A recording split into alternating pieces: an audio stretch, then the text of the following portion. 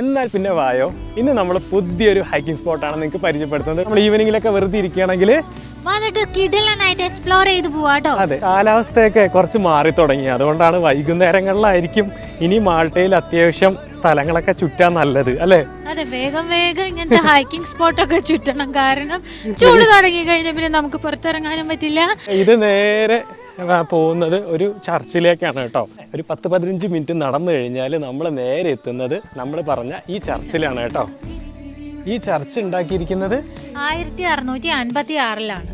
ആദ്യം ഈ ചർച്ച് കാണപ്പെട്ടിരുന്നത് ഈ രൂപത്തിലായിരുന്നു. 1575 പോപ്സ് ഇൻക്യൂസിറ്ററിന്റെ വിസിറ്റിന് ശേഷമാണ് കേട്ടോ ഈ ചർച്ച് ഈ ഒരു രൂപത്തിലാക്കി മാറ്റുകയായിരുന്നു. അയ്യോ, പിന്നെ എന്താന്ന് പറഞ്ഞു കഴിഞ്ഞാലേ, ഈ ചർച്ച് ഈ കാണുന്ന ഒരു മലയിലാണ് കേട്ടോ. ഒരു മലയുടെ ഉള്ളിൽ ഇങ്ങനെ തുരന്നിട്ട് ഒരു ചർച്ച് ഉണ്ടാക്കിയിരിക്കുന്ന പോലെയാണ് കേട്ടോ. ഇത് നല്ല രസമാണ്. വ്യത്യസ്തമായിട്ടുള്ള ഒരു ചർച്ചാണ്.